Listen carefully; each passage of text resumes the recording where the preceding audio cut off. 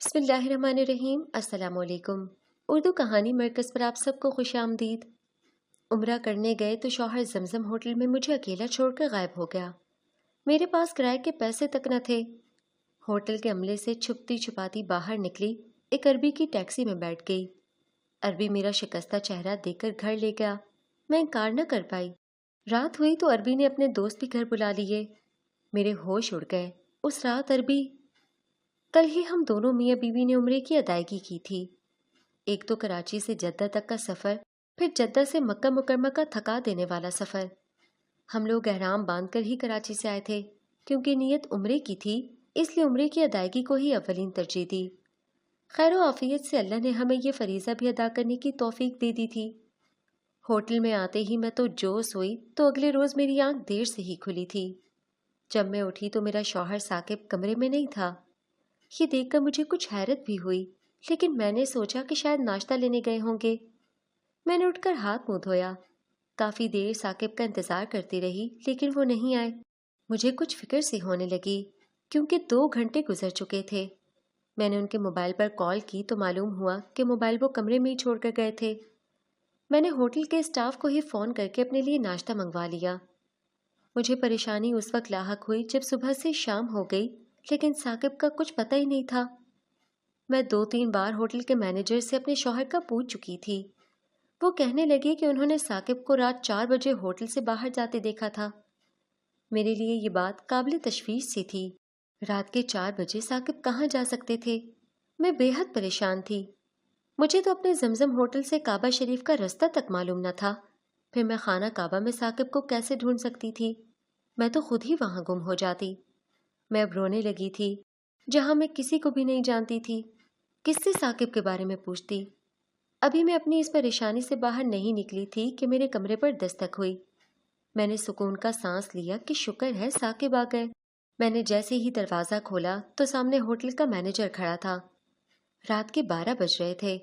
इस वक्त इस मैनेजर का मेरे कमरे पर दस्तक देने का क्या मकसद था? एक पल के लिए मेरा दिल जोर से धड़का, क्योंकि वो जानता था कि मैं कमरे में इस वक्त अकेली हूँ। मैंने दरवाज़ा आधे से ज़्यादा बंद कर दिया। फिर पूछा, जी कहिए। मैंने अपना लहजा कदरे सख्त ही रखा था, ताकि उसे ये न लगे कि मैं इस वक्त अकेली डर रही हूँ या घबरा रही हूँ। हालांकि मेरी हालत खौफ के मारे बुरी हो रही थी। उस मैनेजर ने मुझे सर से पैर तक देखा, फिर कहा, शौहर वापस आ गए आपके कि नहीं? इस सवाल ने मुझे मजीद खौफ में मुब्तला किया था। वो रात के 12 बजे मुझसे ये सवाल क्यों पूछ रहा था? मैंने कहा, आपको उनसे क्या काम है? कहने लगा, मोहतरमा, आपके मियाँ ने बस एक दिन के लिए ही कमरा बुक करवाया था, और इस हिसाब से कमरे का किराया पूरा हो चुका है।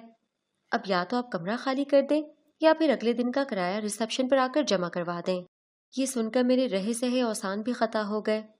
मैं ऐसे थी कि अभी रो दूंगी। मैं इस वक्त कहाँ जा सकती थी? मैंने उस मैनेजर से कहा कि देखें, पहले ही अपने शौहर की वजह से मैं बेहद परेशान हूँ। आप कल तक देख लें। वो जैसे ही आएंगे आपके सारे पैसे चुका देंगे। उनके पास पैसे हैं। मेरी बात सुनकर उस शख्स ने मुझे फिर से सर से पैर तक देखा था।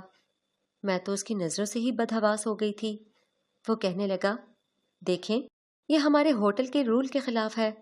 अगर आप 1 घंटा भी यहाँ रहीं तो आपको कल रात 12 बजे के पूरे पैसे देने होंगे।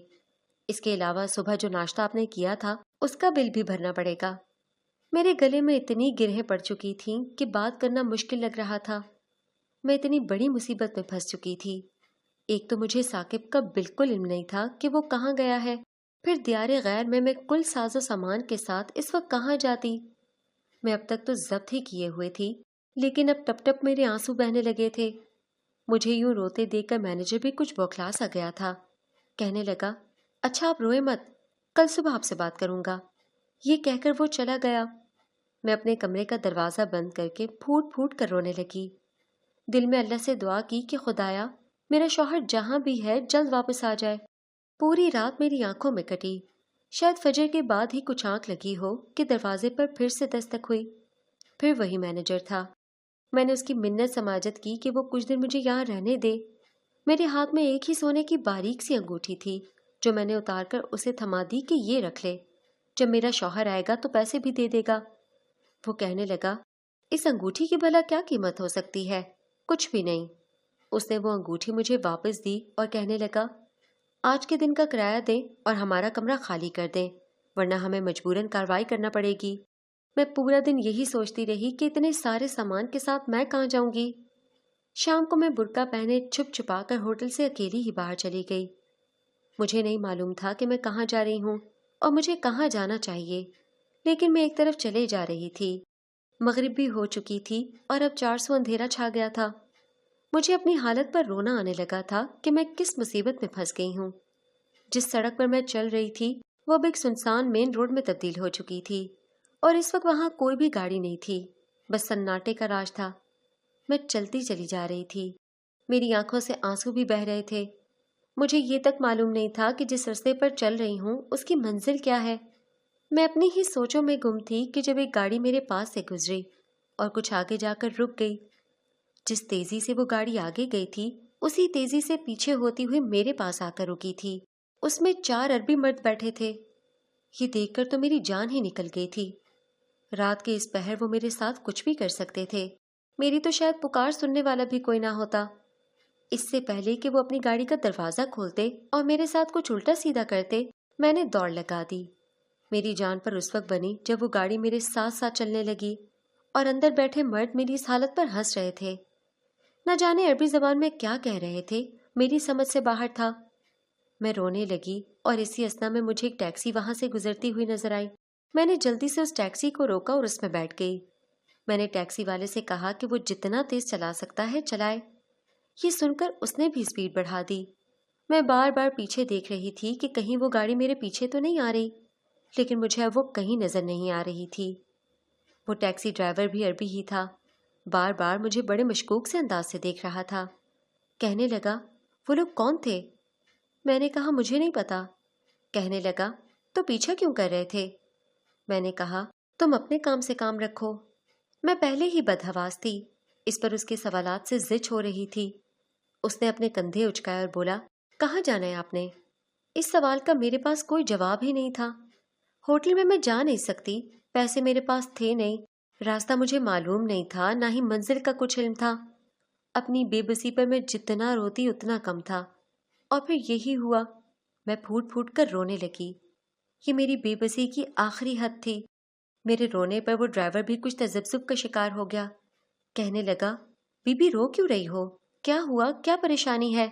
میں نے کہا، میرے پاس کرایہ نہیں ہے، مجھے یہیں کہیں اتار دو۔ میری بات سن کر اس نے گاڑی کو بریک لگا دی۔ اس نے پلٹ کر میری طرف دیکھا تو میں بس روئے جا رہی تھی۔ اس کی ٹیکسی سے اترنے لگی تو وہ بولا، آپ پیسے مت دینا، کوئی بات نہیں، انسانیت بھی کوئی چیز ہوتی ہے۔ اپنی منزل کا پتہ بتائیے، میں آپ کو وہاں چھوڑ دوں گا۔ پتہ نہیں وہ سچ مچ مجھ سے ہمدردی کر رہا تھا یا اس ہمدردی کے پیچھے بھی کوئی اور مقصد تھا۔ میں نے نہ جانے کیوں اسے ساری بات سچ سچ بتا دی۔ میری بات اس نے خاموشی سے سنی تھی، پھر کہنے لگا، پریشان مت ہوں، سب ٹھیک ہو جائے گا۔ یہ کہہ کر اس نے گاڑی سٹارٹ کی اور مجھ سے میرے شوہر کے بارے میں پوچھ گچھ کرنے لگا۔ میں جتنا جانتی تھی بتا چکی تھی۔ کافی دیر گاڑی یوں ہی مختلف رستوں پر چلتی رہی، پھر ایک گھر کے سامنے رکی۔ وہ کہنے لگا، یہ میرا گھر ہے، آپ یہاں رہ سکتی ہیں۔ یہ سن کر مجھے ڈر بھی لگا۔ کہنے لگا، دیکھیں اس وقت آپ مجبور ہیں اور آپ کے پاس پیسے بھی نہیں ہیں، بے فکر رہیں، آپ کو میرے گھر میں کوئی بھی مسئلہ نہیں ہوگا۔ میں گاڑی سے اتری اور اس کے گھر میں چلی گئی، لیکن میرے ہوش اس وقت اڑے جب گھر میں اس عربی ڈرائیور کے علاوہ اور کوئی نہ تھا۔ میں نے کہا، تمہاری فیملی کہاں ہے؟ وہ کہنے لگا کہ وہ یہاں اکیلا رہتا ہے، اس کی فیملی ریاض میں رہتی ہے۔ وہ 2 کمروں کا چھوٹا سا گھر تھا۔ اس نے کہا کہ اگر مجھے بھوک لگی ہے تو وہ مجھے کچھ بنا کر دے دے گا۔ بھوک تو واقعی میں بہت لگی تھی۔ میں نے اس بات پہ سر ہلا دیا۔ اس نے فریج میں سے انڈے نکالے اور آملیٹ بنانے لگا، ساتھ بریڈ تھی۔ میں نے 2 دن سے ٹھیک سے کچھ نہیں کھایا تھا، اس لیے میں وہ کھانے لگی۔ مجھے یہ تک پرواہ نہ تھی کہ وہ ڈرائیور مجھے یوں کھاتے دیکھ کر کیا سوچے گا۔ میری نظریں اس پر اس وقت پڑیں جب میرا پیٹ بھر چکا تھا۔ اس کے بعد اس نے مجھے ایک کمرے کی طرف اشارہ کیا، کہنے لگا، آپ یہاں جا کر آرام کر لیں۔ میں اس کمرے میں چلی گئی۔ جیسے ہی میں نے کمرے کو لاک کرنا چاہا تو یہ دیکھ کر مجھے حیرت ہوئی کہ کمرے کا لاک خراب تھا۔ میں بیڈ پر لیٹ گئی۔ پتہ نہیں مجھے اس ڈرائیور کے ساتھ آنا بھی چاہیے تھا کہ نہیں۔ میں اب اس نہج پر سوچ رہی تھی کہ کہیں میں نے یہاں آ کر کوئی غلطی تو نہیں کر دی۔ ایک کے بعد ایک سوچ میرا دل دہلا رہی تھی۔ میں نے آنکھیں بند کر لی اور سونے کی کوشش کرنے لگی کہ اچانک سے میری آنکھ کسی کی سرگوشیوں پر کھلی۔ مجھے لگا جیسے باہر ڈرائیور کے علاوہ بھی کوئی موجود ہے اور وہ دونوں آپس میں سرگوشیوں میں باتیں کر رہے ہیں۔ میں اپنے بیڈ سے اٹھی ہی تھی کہ میرے کمرے میں دستک ہوئی اور دروازہ کھلا تو سامنے اس ڈرائیور کے ساتھ ایک ہٹا کٹا مرد موجود تھا۔ وہ ڈرائیور کہنے لگا، یہ ہے وہ لڑکی۔ میرا دل تو یہ سن کر دھڑکنا ہی بھول گیا تھا، کیونکہ اس شخص نے میری شادی ثاقب کے ساتھ چند ماہ پہلے ہی ہوئی تھی، لیکن نہ جانے ثاقب کا مزاج اتنا عجیب کیوں تھا۔ شادی کی رات بھی ان کا رویہ میرے ساتھ بالکل بھی دوستانہ نہ تھا۔ وہ بے حد کم گو تھے کہ شاید مجھ سے شادی پر ان کی مرضی شامل نہ تھی، کیونکہ میں نے کبھی ان کے چہرے پر وہ خوشی نہیں دیکھی تھی جیسے شادی کے بعد شوہر کے چہرے پر ہوتی ہے۔ یہ بھی نہیں تھا کہ ثاقب کا رویہ مجھ سے برا تھا یا وہ مجھے ڈانٹتے تھے، نہیں، ایسا بھی نہیں تھا، لیکن وہ چاؤ بھی انہوں نے کبھی نہیں دکھایا تھا جیسا شوہر دکھاتے ہیں۔ میری شادی کو ایک ماہ گزر چکا تھا، لیکن اب بھی میں ثاقب سے بات کرتے ہوئے جھجک محسوس کرتی تھی، کیونکہ انہوں نے کبھی مجھ سے ہنس کر بات نہیں کی تھی، نہ کبھی مجھ سے میری کوئی فرمائش پوچھی اور نہ ہی اپنی فرمائش کبھی مجھے بتائی۔ ثاقب کے والدین حیات نہ تھے، بس ایک ہی بڑی بہن تھی جو شادی شدہ تھی، اسی نے مجھے پسند کیا۔ ہماری شادی کے بعد وہ چند دن ہی ہمارے ساتھ رہی، پھر اپنے گھر چلی گئی۔ ثاقب بہت خاموش مزاج تھے، گھر میں ہم دونوں ہی تھے اور میرا دل چاہتا کہ جب ثاقب کام سے لوٹتے ہیں تو مجھ سے جی بھر کر باتیں کیا کریں، لیکن وہ کھانا کھاتے ہی ٹی وی دیکھنے لگتے، پھر سو جاتے۔ اس لیے مجھے کبھی کبھی یہ لگتا کہ شاید میں انہیں پسند ہی نہیں ہوں۔ میں نے ایک بار جھجکتے ہوئے ان سے پوچھا کہ آپ کو کھانے میں کیا پسند ہے؟ میرے سوال پر وہ کہنے لگے، سب کچھ، میری کوئی خاص چوائس نہیں ہے، جو تم بنا دیتی ہو بس ٹھیک ہے۔ میں تو ثاقب سے بات کرنے کا بہانہ ڈھونڈ رہی تھی کہ وہ مجھے اپنی پسند بتائیں گے، پھر مجھ سے میری پسند پوچھیں گے، لیکن انہوں نے تو بات ہی ختم کر دی تھی۔ زندگی بس یوں ہی بے رنگ ہی گزر رہی تھی۔ جب میری نند نے شادی کے تحفے کے طور پر ہمیں عمرے کے ٹکٹ دیے تو یہ دیکھ کر میں بے حد خوش ہوئی تھی، اور پہلی بار میں نے ثاقب کے چہرے پر بھی خوشی کی لہر دیکھی تھی۔ بڑی خوشی خوشی میں نے سعودیہ جانے کی تیاری کی تھی۔ ثاقب کو پہلی بار میں نے بے حد خوش دیکھا تھا، لیکن یہاں آتے ہی جس پریشانی میں مبتلا ہو چکی تھی وہ تو میرے تصور میں بھی نہ تھی۔ کمرے کا دروازہ کھلا تو اس ڈرائیور کے ساتھ ایک ہٹا کٹا مرد کھڑا تھا۔ یہ دیکھ کر میری جان ہی نکل گئی تھی، پتہ نہیں وہ دونوں میرے ساتھ کیا کرنے والے تھے۔ وہ ڈرائیور مجھے خوفزدہ دیکھ کر کہنے لگا کہ بہن ڈرو مت، یہ میرا دوست ہے اور پولیس انسپکٹر ہے، اگر تمہارے شوہر کی کوئی تصویر تمہارے پاس ہے تو انہیں دکھا دو، یہ انہیں ڈھونڈنے میں تمہاری مدد کریں گے۔ یہ سن کر میری جان میں جان آئی۔ میرے موبائل میں ثاقب کی تصاویر موجود تھیں، میں نے وہ انہیں دکھا دیں۔ وہ مجھ سے ثاقب کے بارے میں مختلف باتیں پوچھتا رہا، پھر وہاں سے چلا گیا۔ 2 دن میں نے اس ڈرائیور کے گھر پر ہی گزارے تھے۔ تیسرے دن جب وہ گھر آیا تو بہت چپ چپ تھا۔ میں نے کھانا اس کے سامنے رکھ دیا، کہنے لگا، بہن پہلے کھانا کھا لو، پھر ہم نے کہیں جانا ہے۔ میں نے کہا، کیا میرے شوہر کا پتہ چلا؟ میری بات پر وہ چپ سا ہو گیا، پھر اس بات میں سر ہلا دیا، لیکن اس کے چہرے پر خوشی کے بجائے سنجیدگی سی تھی۔ میں نے کہا کہ مجھے بھوک نہیں ہے، مجھے بس ثاقب کے پاس لے جاؤ۔ وہ کہنے لگا، پہلے کھانا کھاؤ پھر لے کر جاؤں گا۔ میں نے جلدی جلدی سے کھانا کھایا تھا، میرا دل ثاقب کو دیکھنے کے لیے بےتاب تھا۔ وہ کیوں مجھے چھوڑ کر گئے تھے؟ کتنے سوال تھے میرے پاس جو مجھے ان سے پوچھنے تھے۔ وہ مجھے ٹیکسی میں بٹھا کر نہ جانے کہاں لے جا رہا تھا، لیکن وہ بالکل چپ تھا۔ میری جان اس وقت نکلی جب گاڑی ایک ہاسپٹل کے باہر کھڑی ہوئی۔ میں نے حیرت سے پھٹی آنکھوں سے ڈرائیور کو دیکھا، کہنے لگا، تمہارے شوہر کا ایکسیڈنٹ ہو گیا تھا اور وہ… یہ کہہ کر وہ چپ ہو گیا۔ مجھے لگا کسی نے میرے وجود سے جان ہی نکال دی ہو۔ میں گاڑی سے نیچے اتر گئی، میری آنکھوں سے آنسو بہے جا رہے تھے۔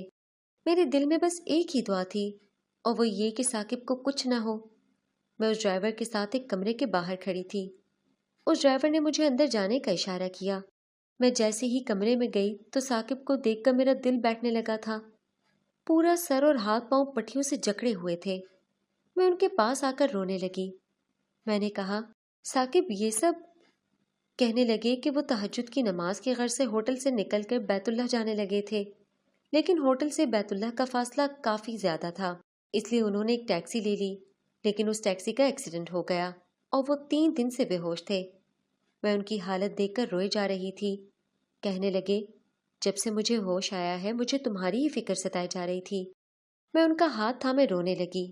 جب ڈرائیور اور پولیس انسپکٹر وہاں داخل ہوئے تو ثاقب سے کہنے لگے کہ آپ اب خطرے سے باہر ہیں اور بہت جلد ٹھیک ہو جائیں گے۔